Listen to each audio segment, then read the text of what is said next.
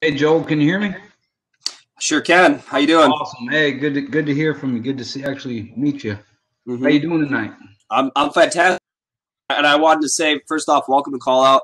Thank you for accepting the debate. A little background information for anybody that might watch. We both commented on a local news article about "In God We Trust" in our schools, and Seth, you asserted that you don't believe in evolution, and No. I respectfully disagree. But I want to say first, I want to commend you for taking the debate because actually I challenge a lot of people, and very few are actually willing to step up and defend their worldview. So I commend you for that. With all that said, I'm going to jump right in here. Intelligent design is not science, but evolution is. So before we go forward, I think some definitions are warranted. Just we make sure that we're sort of on the same page. We'll start with intelligent design. And you can jump in if you disagree with this definition, but as I understand it, intelligent design is just the notion that there's some sort of overarching theological structure to well, the universe broadly, but specifically life as we understand it on Earth, all life, human life, animal life. There was some architect, some watchmaker, if you will. Does that sound fair? Yes, absolutely. Absolutely. Mm-hmm. And then, evolution. Well, first off, I would say that the definition of evolution is just that organisms change over time, but I think that that won't quite serve our purpose. But evolution is the idea that through random chance occurrences, a variety of different mechanisms in place, mutation, what have you, one species becomes another species. I think that's well, first off, I think we agree that organisms change over time, that we can breed dogs to look a certain way, for example, right? Right, and what I can definitely agree with is I believe with microevolution. That's Yes. just basically a Yeah. change from one, the size of the dog. Like I got miniature dogs running around my house. There's no way on earth that they could survive during prehistoric times. Um, Kinds beget the same kind, I think is yes, the yes, I phraseology. can believe in microevolution, but not macro. Uh, right. Okay. And then I wanted to get into what I think is probably the most important, and where we might have the most quibble, and that is what science is. Um, so, and actually, what science isn't, and I think that's important to establish right off the bat. So, my understanding of science, or the scientific method, science is concerned with the natural. Um, Science is essentially it's a set of tools that we use to explore the natural realm. Those tools include empirical verification, falsifiability. Um, Science is not concerned with things that lie outside of the natural realm. Are you okay with that definition? Or anything that you would Yeah, like yeah, because clarified? I think miracles have been defined by using science as a measuring point. When science can't prove it, it's classified as a miracle at that point. Well, yeah, but okay, and I'll grant that, but at that point, it's not science, right? It's something else. Right, right, right. So I mean, if science is like, okay, I'm not entirely convinced that such an event existed, but supposing it did, something like let's use UFOs for example, right? Um, Maybe that's not the best metaphor, What but did you say? UFOs. Oh, okay, okay. Um, if it's something that science can't explain, it's not science, right? And I want to make the point that just because something's not scientific doesn't mean it doesn't warrant belief, right? Right. I study philosophy. The entirety of philosophy, at least sort of modern philosophy, is not science.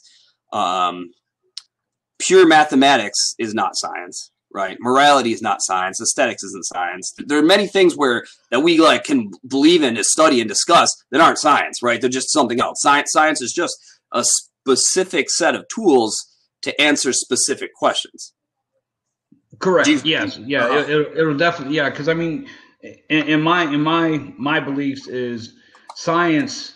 I will never discredit science unless it goes against my beliefs, because I believe science is also the means of being able to find a tool that God had used at one point in history, and maybe we just discovered that tool. I'm a mechanic and I have thousands of tools.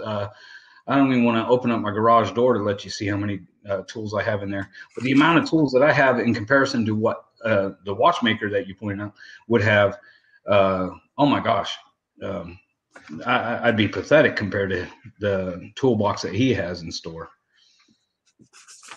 Well, he's omnipotent. He doesn't need tools, right? He just waves his magic Correct. wand. Yes, because he's outside the three main boundaries. Yes. Outside of the realm of space and time. Yes. But and I think we'll get into that. But I wanted to lay out first my positive argument for why evolution is science, and then lay out why I think intelligent design is not science. All right, so we touched on sort of the criteria of what science is. Now, I think we both agree that evolution, the theory of evolution, lies within the natural world. I think, and maybe you disagree with me, but I think that science is falsifiable. Are you familiar with falsifiability? The falsifiability criteria? You mean proven wrong, but however it still has truth? No. Okay. So when people talk about the scientific method and they talk about falsifiability, it's synonymous with testable. For something to be considered testable or to fall within the realm of science, you must be able to falsify it. That doesn't mean that it has been falsified. That means that we can think of a possible way to falsify it. Okay. Yeah. I mean, basically just trying to test your theory and trying to prove your own theory wrong. Is that kind of what you're saying? You have to have a way to prove a theory wrong for it to be considered a scientific theory. If there's no way to prove it wrong, then we can't consider it science. Again, it's something else. So let's take the theory of gravity, for example. Pretty straightforward way that we could falsify the theory of gravity would be if I dropped this pencil and it floats up, right? Something happened that gravity cannot account for. Then we have to revise the theory of gravity, or we might have to abandon it if it's bad enough. For example, so evolution is falsifiable in a number of ways, right? We can falsify evolution on the so-called microevolution, right? Do organisms change or not? We can falsify macroevolution, first off, by having shown that the Earth is not billions of years old. That would falsify it, or be throw a major wrench in the monkey works of evolution as we currently understand it. If some certain fossil was found in a geological area in which it ought not. So if we found some sort of cellular organism in some place where it should have evolved away millions of years, that would be problematic. So those are the two ways that come to my mind when we talk about falsifiability criteria, and I'm sure there's a lot more, but it has passed those tests, right? People have tried to falsify it. By appealing to science, they've been unable to. And another way that evolution is science is we can actually use it to predict other things. Right, we can use it as a predictive tool, and then it kind of goes along with falsifiability. But we can sort of extrapolate and make reasonable assumptions, and then go out and try to verify those assumptions empirically. Again, with the fossil record, it would we can predict that we should find transitional fossils in a certain geological area, and we do often, many times, over and over again. The fossil evidence, in my opinion, is overwhelming. I'm sure you want to rebut that, but that's fine. And I'm not trying we to, actually, I'm not trying no, no, to no. go against you on that one. Yeah. Well, yeah, no, you'll get equal time, so you can you can respond as you see fit. And we actually can use the theory of evolution in ways that improve our lives. We use the theory of evolution when we, for example, how we study HIV. When we look at spontaneous mutations in that sort of thing in medicine, is the example that right away comes to my mind. There's something else I wanted to say, but I can't remember. Maybe it'll come back to me. But my main challenge to intelligent design, and why I think it's not science, and therefore why I don't think it's appropriate for the science classroom, is it's not falsifiable. I don't think there's any way that we could falsify an intelligent designer. So, for example, if we set up an experiment that tries to replicate abiogenesis, the first living self-replicating organisms. If we set up that experiment, if we set up those conditions to see if it spontaneously happens, well, we've just become the intelligent designer. Sure. If we sort of take a non-interventionist approach and just look out at nature and to see what happens, well, then the theist will say, well, there's my intelligent designer right there, lying outside the realm of space and time.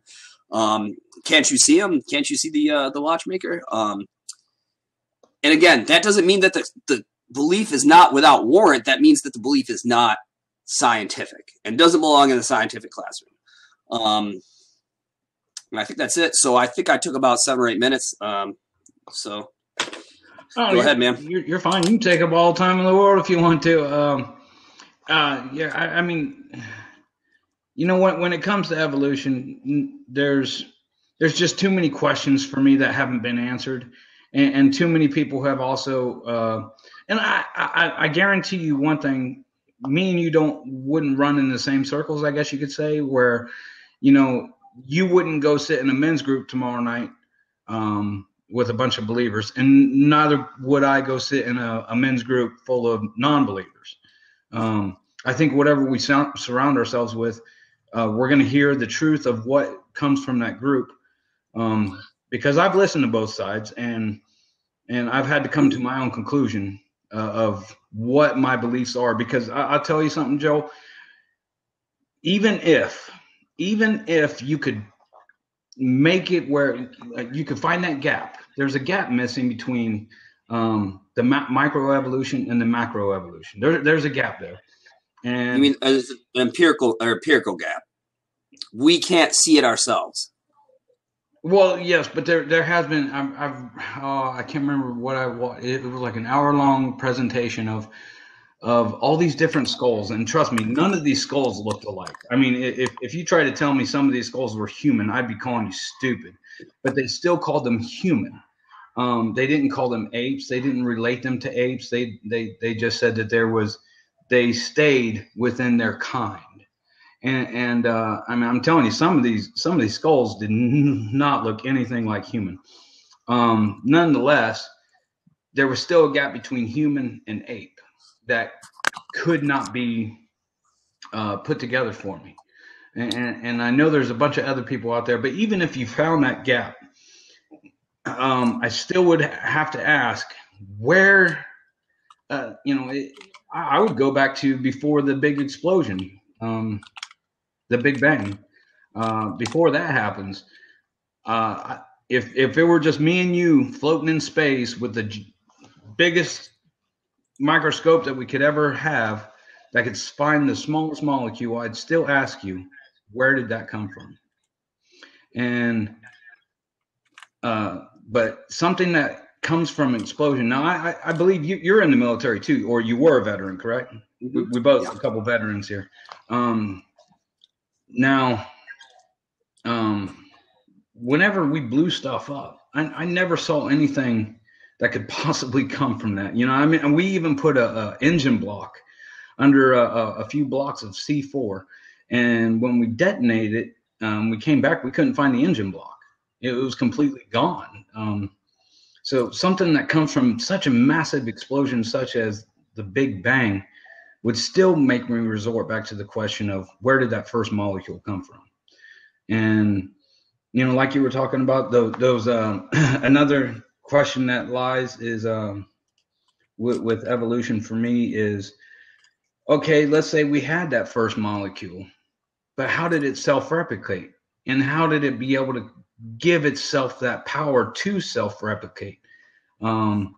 I mean, it's one thing to create life, but a life that creates itself, just doesn't make sense to me. And also, how did that life come from nothing?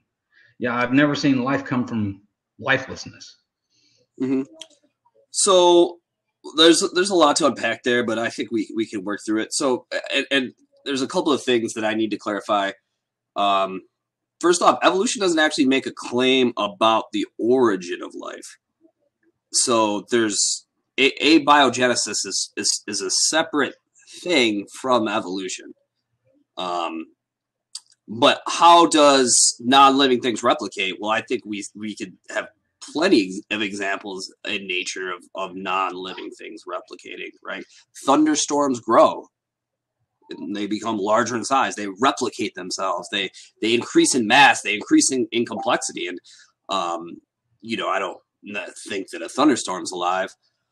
And I did want to so you mentioned that that we can't find the fossil record of apes, the link between apes and humans. Well, that's because there is no gap between apes and humans. We share a common ancestor, right? You've seen the sort of the big tree of, right? Modern apes. So if you look at like, these are modern humans and these are modern apes, right? It's not that they're like directly linked to one another, right? So we share a common ancestor. At one point, we were the same species. And we do have a fossil record from that. 13 million year old skull from Kenya is the sort of the best record that I can find in the Mycenaean epic. I cannot find the species name, unfortunately, but anyway, I wanted to clarify that point. And there was something else that you said in your opening. You won't discredit science unless it goes against your beliefs. Correct. And you also talked about how the sort of the people that you surround yourself with help form your worldview. And I agree with that. Absolutely. But I also think that outside of our sort of subjective perceptions, there is an objective reality. No? Break it down for me, brother. So we as humans and our imperfect faculties have our perceptions of the way the world works that are influenced by many things, right? Mm-hmm. It can be influenced. If I'm hungry right now, it makes me grumpy, right? Like you said, the people that you surround yourself with help to sort of form your opinions and what have you. But outside of the world that I perceive and the world that you perceive is reality as it is reality outside an intelligent perceiver. There is an objective reality out there. Would you agree with that? Yeah. And don't get me wrong, because I mean, even the men's group I go to right now, I know quite a few of them have questioned me this past week of if I will be coming back, because we disagreed severely on one fact, and but I will be going back. I'm not going to let that fact. What was the fact? It's a little off topic. What was the point of disagreement? Whether Jesus Christ was abandoned while on the cross. Okay. All right. Yeah. All right. Anyway, so we agree that there is an objective reality out there, right? Mm-hmm. So the next question becomes, what is, as imperfect creatures, as creatures that are limited by our faculties, what is the best way to sort of get at that objective reality? And to me, the scientific method, while not perfect and not perfect for all things, is a pretty darn good way. It's a pretty darn good way. It's fed a whole lot of people. It's predicted a whole lot of things that have come to fruition. It's predicted a whole lot of things that haven't come to fruition, but that sort of also adds to our collective knowledge. The scientific method has improved our lives immensely. Just going about acquiring knowledge in this sort of methodological way, it has greatly enhanced our ability to perceive the world. Now, when you say that you won't go against science unless it discredits your faith, you have the ultimate get out of jail free card, right? You have an omnipotent God. Like that's the one thing I don't understand. Why is evolution incompatible with an omnipotent, with your specific theistic worldview?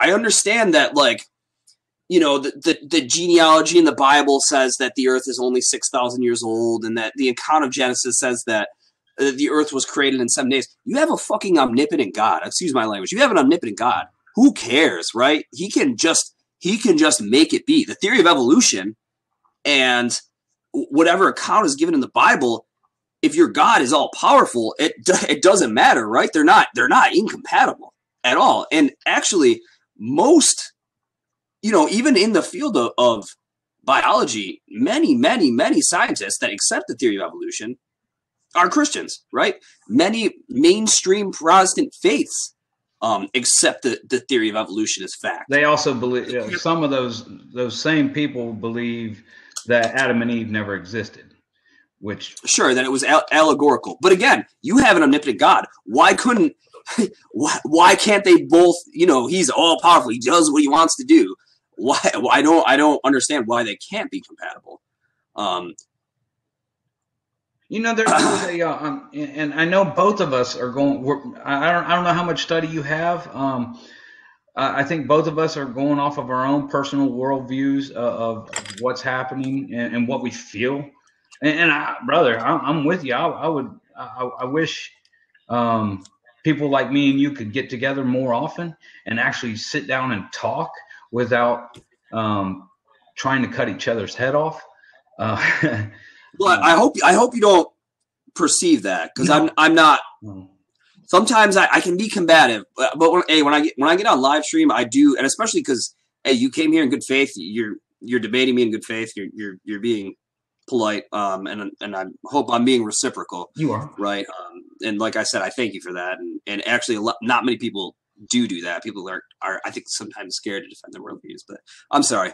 If you want to finish your point. Actually, I'm having a hard time remembering what my point was. That's all right. If it comes back to you, just jump in. So anyway, so I talked about some of the criteria of what makes things science, and my big one for me that I want to drive home is falsifiability. Could you explain? And I think we're on the same page of that. Falsifiability, synonymous, equal to the same meaning of testability.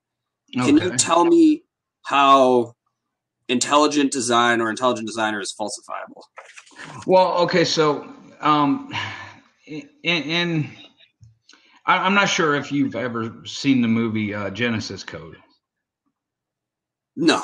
Okay, yeah. Again, different circles. So in this movie, and I like how it explains it, and actually you probably would appreciate it, and probably a lot more than most Christians would. It tries to, instead of saying that the earth is 6,000 years old, they pretty much explain it down to where it's kind of about the same time clock you're saying. Where, you know, when in the Bible, it does describe that one day in heaven is 1,000 years on earth. Now, who's telling the story of Genesis? That would be God, because Moses, even though I'm not sure for certain if he was the one who penned it or God is the one who actually wrote the first book of Genesis. But anyway, it does describe one day in heaven is like 1,000 years on earth. So, and also, if you had the Big Bang, and the movie incorporates the Big Bang, where God doesn't go anywhere. He stays, and this is a firm belief with Christians, that God doesn't move. He, in any shape or fashion, does he need to move?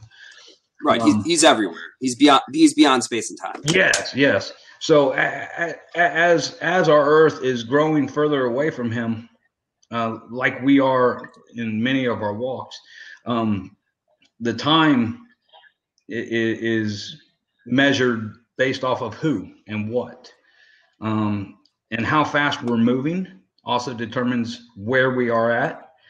So yeah, I wish I had that movie to describe it, but it does give more of a description that would kind of correlate with the current paradigm of time, the socially agreed upon time frame.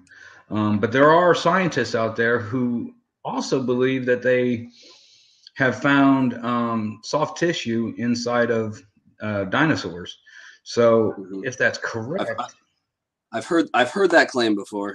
Not sure if I believe it, but I'm sorry. Yeah, it's pretty compelling.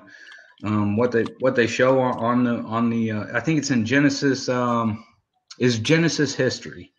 That's what I found that on. And you could see how it stretches, and it's like, wow, that's some really stretchy stuff for something that's supposed to be millions of years old. So seeing stuff like that, and trust me, I was a PK up until about the time I left. I left to join the Army, and right after that first Sunday at boot camp, basic training at Fort Sill, I steered away. I completely walked away from my faith. Didn't deny my faith, but are you still there, Joel? Looks like I lost you. Joel?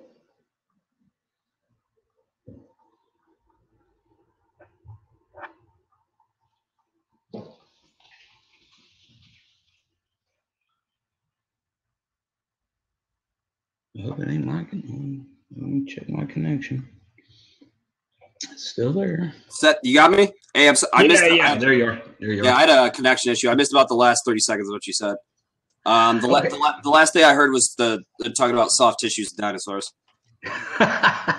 So all I remember, I was getting into that at one point in my life. I had walked completely away from my belief, not denying my belief, but listening to what people were saying regarding, and the overly compelling arguments that they stated whenever talking about evolution and versus creation. I think that also was impacted by the fact that they teach evolution in school, where they don't teach creation in school. That's where I really stem a lot of my, I guess I wouldn't say anger, but maybe contentment for the current education system, because evolution is discussed, but that hasn't been proven. But neither has creation. And that's why we're even having this debate, is because of the simple fact that neither side has been proven. Right. So, and I'm glad that you brought that up, because this is the crux of it. What should our children be learning in a science classroom? Evolution, and I'm hoping I'm making a compelling case here, doesn't make a claim about theism. Evolution has nothing to do with a God belief. It has nothing to do with a lack of a God belief, right? I could imagine I would find an atheist somewhere that didn't believe in evolution. I'm sure he exists. He's out there somewhere. Evolution is science because it is falsifiable, because people have attempted to falsify it, and because it has either passed the test or it has been revised. I'm not saying that the theory of evolution as it stands now is perfect. No theory in science as it stands now is perfect. And I'm happy to accept that 50 years down the line, right, my grandkids are going to be learning probably a vastly different version of science than I'm learning today. But I think that is the steady march of progress towards our objective reality. When science self-corrects, it's not an indictment on science. It's science actually validating itself, right? It's getting better. So I mean, you say it hasn't been proven, but I don't want to get into like a really messy epistemological like what constitutes proof, right? Again, it's been falsified, or it's falsifiable. People have tried to falsify it. And I hate to drive home this point, keep adding this question over and over again, but in order for it to be science, it must be falsifiable. How do you falsify an intelligent designer? Now, if we can't falsify it, again, I said that doesn't mean that it doesn't warrant belief, but it means it's something different. At that point, and in my view, an intelligent designer is not a scientific claim, it is a theological claim, right? It's a philosophical claim. Now, I study philosophy, right? That's my major at Austin P. And I think that kids should get philosophy in school. I wish that they did, and I think it's sad that they don't. Now, in the context of a philosophical classroom, right? And when we're learning about that, then we can start to broach the subject of intelligent design. But the tools that we use in philosophy and the tools that they use in science, they're two different things, right? Science has very specific methodological steps, these criteria that you have to go through. Philosophy doesn't really have that sort of the same sort of thing. The biggest difference, right, is science is concerned with the natural world. Philosophy is, can by definition can take into account the supernatural. And it's sort of, we use sort of like the laws of logic, syllogisms, epistemological devices to assess the validity of a claim. But that's not what science uses. You talked about how many tools you had. You got to use the right tool for the job. Absolutely. Intelligent design and science, science can't assess intelligent design by definition. So it doesn't belong in the science classroom. Now, I will say this: if my kid came home, and I'm an atheist, and I'm a proud fire-breathing atheist, and I think the atheistic worldview is the best worldview for people to have. Now, if my kid came home and told me that, Daddy, my science teacher told me that there is no God, I would have a problem with that. I would have a very, very serious problem with that. Because I don't think that lies within the scope of what his science teacher ought to be doing, right? Because that is even atheism, right? When we assess that, we don't use science. Science can kind of inform us, but that it's not. Science is never going to disprove God. Science is never going to prove God.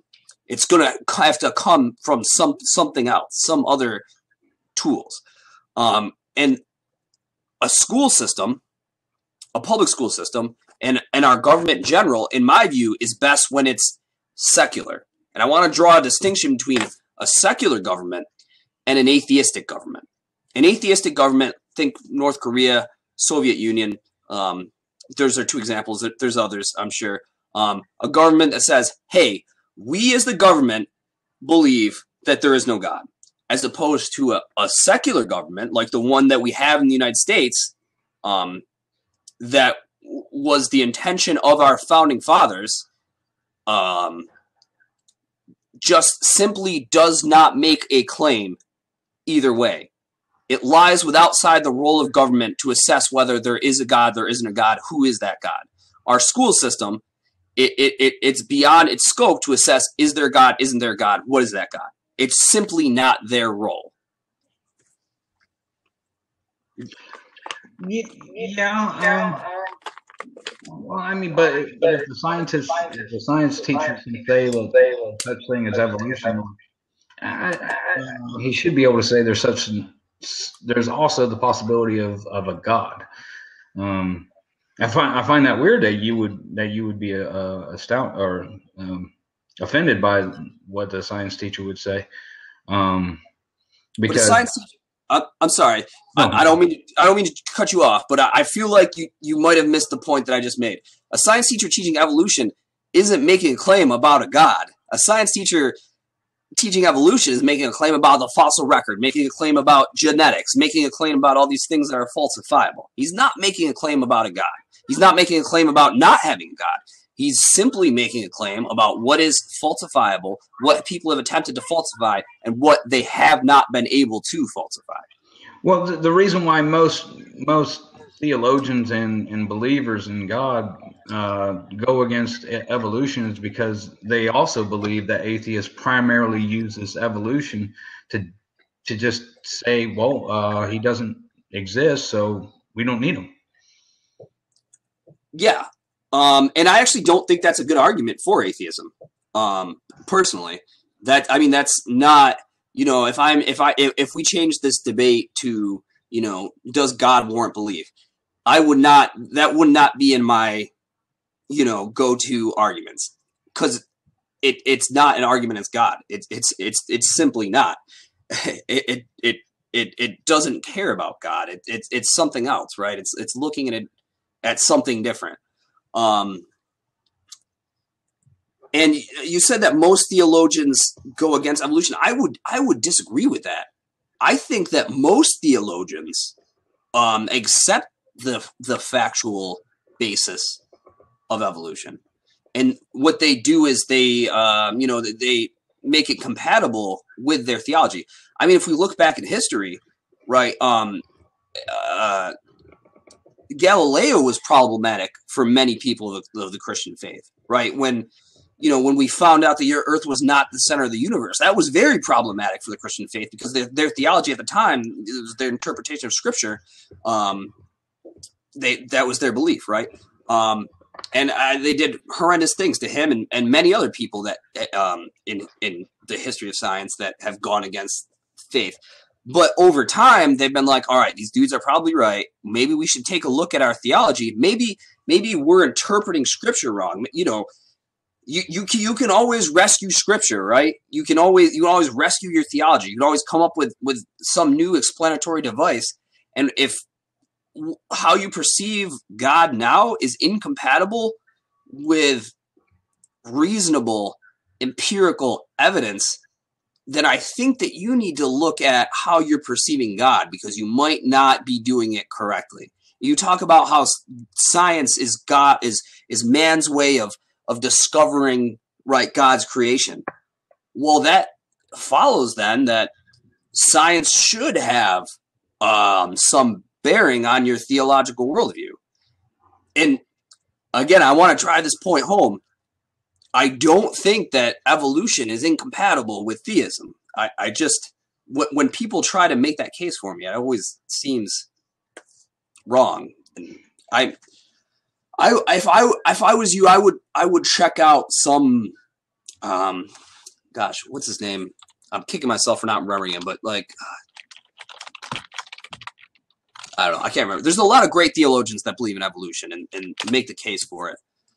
Well, but you know what? I am slow, and I'll tell any. There was a debate not too long ago. Actually, it was probably a few years ago, between Stephen Hawkins and a priest from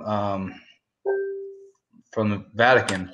I think he even turned out to be like the right-hand man of the Pope, but he also turned out to be the right-hand man of Pope that was a pedophile as well. So I would question that man's theology, even though he may have spent his entire life indulged into the Bible. I can never find anything in the Bible that would make it okay. As a matter of fact, pedophiles would be tied around the neck and thrown into the deepest sea. That's what my father tells me. So, um, yeah, I'm slow to believe, especially Catholicism. There's just so much that in our country alone, 23 million, and I got this fact from that pastor, that atheist pastor in North Carolina. He stated that there were 23x million Catholics, which would make them the largest religion in the United States. And just to kind of help you look this guy up, he had a blog. I think it was called The Happy Atheist. Not sure if you're aware of him. Friendly Atheist? I'm sorry? Friendly Atheist? I'm familiar with the Friendly Atheist. And, it's been a few years. I actually read the article on my way to Iraq, and I thought it said The Happy Atheist, which I think what he was trying to do was state that he's happy even without God. He doesn't need God to be happy. I think that's what he was trying to get across with that.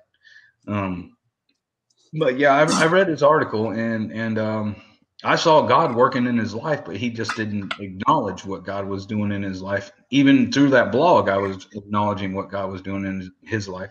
So before I really listened to what some of those theologians say, also, are they a pedophile? I just I've seen pedophile close to me, pedophilia that was close to me, and I think I won't have nothing to do with those people. I won't listen to anything they have to say. Sure. Well, I think there's certainly most theologians of repute aren't pedophiles. I'm sure some are, but I don't. If I was to just slap an estimation of a percentage, I'd say probably 95% aren't. You're right about that. Yeah. I'd have to say both of us would probably assume that too. I would hope that would be the case. Sure. But again, I need to reiterate this because this is sort of the thesis of my argument. An intelligent designer, by definition, is not falsifiable. If it's not falsifiable, then it's not science. If it's not science, it doesn't belong in the science classroom. Science classrooms are a place for science. Science doesn't make the claim about the supernatural. Science doesn't make the claim about being atheistic. Science doesn't make the claim about being theistic. If we want our kids to be good science students, part of it is to help them understand what exactly we use science for and what are the limits of science. When we inject that intelligent designer in there, it's just simply not appropriate. It's misrepresenting what science is, and they will be less capable scientists because of it when they go out. So imagine this, imagine that we teach intelligent design and children think, well, we can assess God claims purely based on science. And then he goes out and tries to do it. I could see that backfiring in many ways. If children or anybody doesn't understand what the scope of science is, they're going to go and misapply it, and they're going to conflate things. They're going to not do good scholarly research, right? They're going to end up with wrong conclusions. Well, no, you got some really I actually believe I recall you saying earlier that there's some really firm believing Christians out there who are knee deep into the science, particularly fossil records and paleontology. I can't remember their names either. I wish I could remember at least one of their names. None of them comes to mind. I don't see anything wrong with a Christian getting knee deep into science. Like my mother, she once described a little baby that she was holding who had the same chromosomes of a serial killer. And she just looking at this baby and saying, it's just a baby. How can this baby become that? And you know, I'm afraid of science and the fact of what it could be, because as you can see, there's a lot of geneticists Sure. stating that there's Hey, $6,500. we only got 5 seconds left. I want to thank you one more time for coming on. It takes courage to step in here, so thank you.